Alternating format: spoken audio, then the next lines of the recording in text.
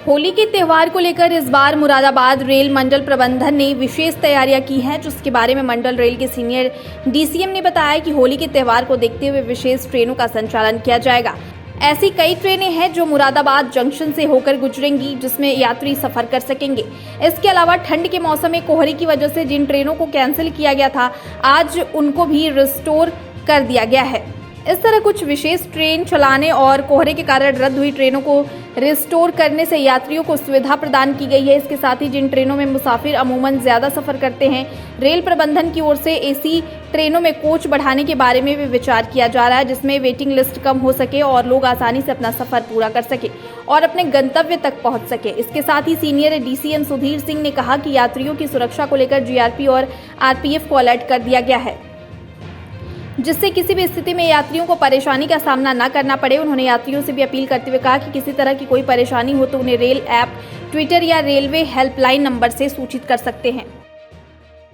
मुरादाबाद मंडल के द्वारा होली पर्व को देखते हुए यात्री सुविधाओं को बढ़ाने के लिए कई तरीके से प्रयास किए गए, जिसमें हेडक्वार्टर की मदद ली गई और बहुत सारे अतिरिक्त ट्रेनों को चलाने के लिए प्रयास किया गया है।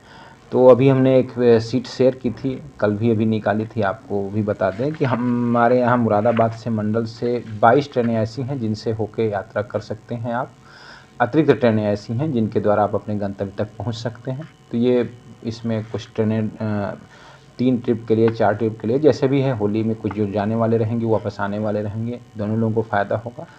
और आपको पता होगा कि कोहरे का सीज़न चल रहा था, तो उसमें बहुत सारी ट्रेनें कैंसिल की गई थी, तो वो भी आज से रिस्टोर हो चुकी हैं। कुछ ट्रेनें आज से भी चले लेने लगेंगी। तो ये ऐसी 43 ट्रेनें थी जो कि कोहरे में कैंसिल थी और उनको रिस्टोर कर दिया गया है। तो क्योंकि त्यौहार भी नज़दीक में है और ट्रेनें सारी रिस्टोर हो जाएंगी, तो यात्रियों को कम से कम परेशानी होगी।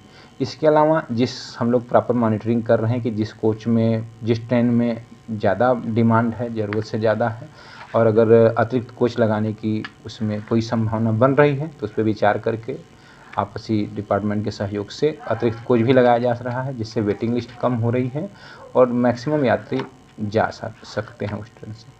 और एक एहतियात के तौर पे ये भी व्यवस्था की गई है कि जीआरपी अलर्ट रहे, आरपीएफ अलर्ट रहे, क्योंकि आपको पता है कि ऐसे टाइम पे जो जहर-खुरान टाइप के ग्रुप हैं या अवैध तत्व हैं, वो भी सक्रिय हो जाते हैं। तो उनको भी हम लोग वॉच कर रहे हैं कि ऐसी कहीं पे भी कोई एक्टिविटी दिखती है, तो आप 139 नंबर है, हेल्पलाइन है, उस पे आप फ़ोन कर सकते हैं, या ट्विटर के अकाउंट हैं, या रेल मदद की एक ऐप है। तो कुछ भी अगर आपको खुद की कोई प्रॉब्लम हो या किसी से प्रॉब्लम हो रही हो, कोई ऐसा आपको परेशान कर रहा है, या कहीं भी कुछ आपको लग रहा है कि ये बताने लायक चीज़ है, आपकी प्रॉब्लम सॉल्व हो सकती है ऊपर पहुंचाने से, तो आप 139 पे कॉल करके या ऐप की मदद से, रेल मदद की ऐप से आप अपनी बात को कह सकते हैं। हाँ, यात्रियों से ये अपील है कि सावधानी से यात्रा करें, क्योंकि त्यौहार है, भीड़-भाड़ है। अपने जान माल की सुरक्षा थोड़ा सा अपना भी ध्यान रखें कि अपने सामान की सुरक्षित देखें। और कुछ भी अगर उनको लग रहा है कि अब नॉर्मल है या कोई अराजक तत्व है या ऐसा कुछ है,